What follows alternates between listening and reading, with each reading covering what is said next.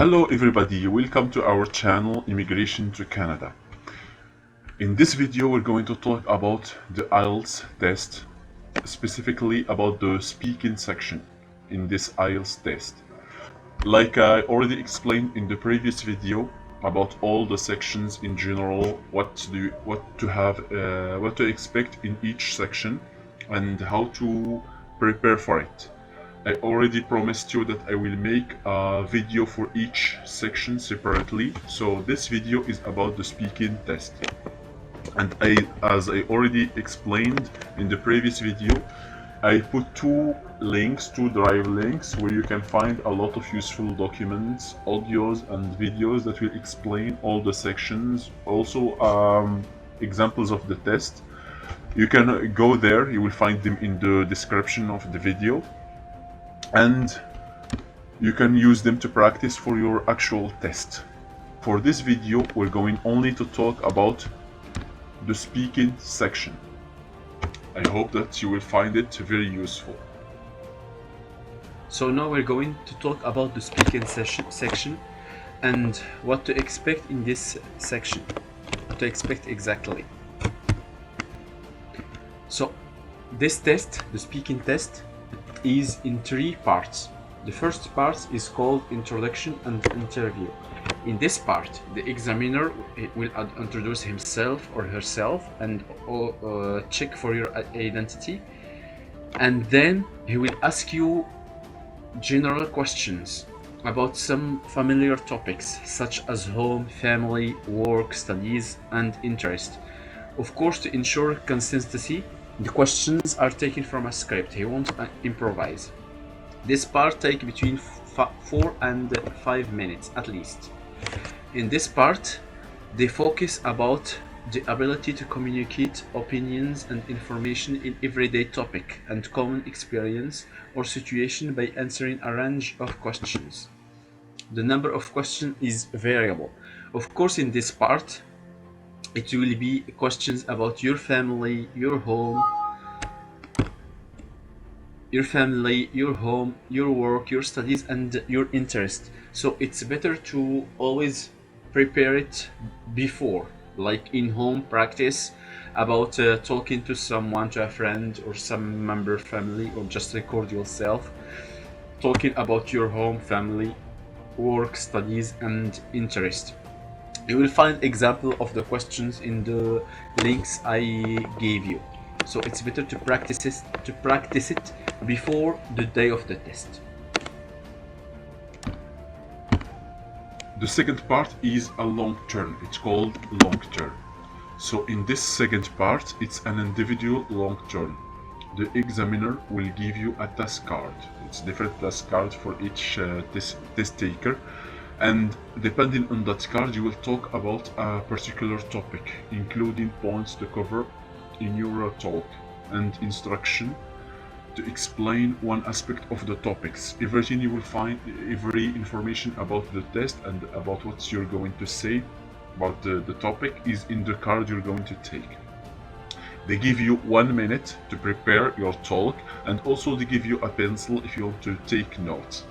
After that, after the 1 minute preparation is over, the examiner will ask you to talk for 1 to 2 minutes about that topic, then stop you and ask you one question or two questions about the same topic. So using the points, using the information or the points in the task card, you will make notes during the preparation. It will help you to talk for non-stop for 2 minutes, and it will give you more useful information to construct your talk and not not repeat the same thing or shake in your answers. So it will help to really read the note and the talk card, the task card, and take the notes. This part takes between 3 or 4 minutes, including the preparation time. In this part of the test, they focus on your ability to speak at length on a given topic without further prompt from the examiner. It's not like the first part, he will ask you questions and you have to answer. In this part, he will leave you and you have to talk till the time is over. Of course, using an appropriate language, and it must be organized. Your ideas must be organized. It's like they will need to draw on your own experience to complete the long term. But it's not that hard for people that understand English very well. The number of questions is also variable. So in the last part or the third part, it's a discussion. So in this part, the examiner will ask you to discuss issues related to the same topic in the previous question, in the part number 2. It's the same topic, but he will ask you to talk about it in a general way, in an abstractic way, and also you must be gather more information and talk more deeply in the subject, of course, when it's appropriate. It takes between 3 or 4 minutes. In this part, they focus on your ability to express, justify your opinion, analyze and discuss a particular subject about something. So it's a more profound and deep discussion than the previous part.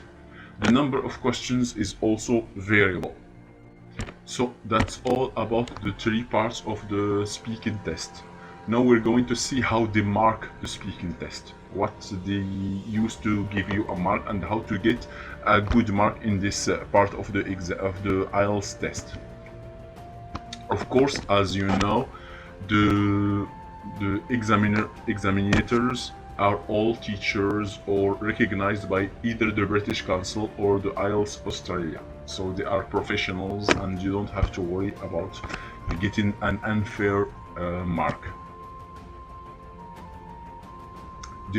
Also, they can give you a whole band or a half band depending on your answer. If your answer is completely correct and it fits all the requirements, you get a whole band. But if it's not correct or if it needs something, which we will see in a few seconds, it will give you just a half band. So they mark you according to the fluency and coherence. So the fluency and coherence, it refers to the ability to talk with normal level of continuity, rate and effort, and link ideas and language together to form coherent, connect speech. The key indicator of the fluency are speech rate. So your speech rates, if it's increasing, decreasing, if it's continue, if you stop or not. The key indicator of the coherency are logical sequence of a sentence. Your sentence must be clear and marking of stage in a discussion, narration or argument, and the use of the cohesive devices, connectors, pronouns, and conjunctions within and between the sentence. So if your sentence is correctly in the correct moment, using the correct words with a normal rate of speech, you will get a whole mark. If it's not, you won't. Lexical resource. So lexical resource, it's more about your vocabulary, the use of your vocabulary. If you're using a large vocabulary or if you're using the same and repeat the same thing, you should always use pronouns, other words to not be repetitive and to use a lot of lexical vocabulary. Grammatical range and accuracy. The range is referred to the accurate and appropriate use of the test taker grammatical resource. The key indicator is the length and complexity of the spoken sentence. If you use just short sentences, it means that your grammatical range is not very large or very long. So more you use good sentences with subordinate clause and more structured sentences, it will give you more marks. The key indicator of grammatical accuracy is the number of grammatical error in a given amount of speech and the communicative effort of error. So if you speak the whole session with a lot of errors, that means your grammatical range is not accurate. But if you speak fluently with a little or few mistakes, that means your English is better. The pronunciation, of course, the pronunciation, this the ability to produce the speech, to fulfill the speaking test requirement. That means you're pronouncing every word correctly and you don't make any mistakes. I hope that this explanation is good for you. If you have any question or anything not clear about this video, I can always make a new one, like if you want it in Arabic, if it's a little hard or if I didn't explain. I know my accent, my English accent is not that good, but I hope I explained it very well. So if you have any comment, you just have to drop it in the description and I will answer it as soon as possible. I wish you all good luck, and the next video we're going to talk about another part of the IELTS test. I hope you enjoy it, and don't forget to like or dislike if you like the video or dislike it. And if you're not one of our followers, please click on the subscribe button to follow the channel and get every new video I'm going to make. Good luck for everybody and goodbye.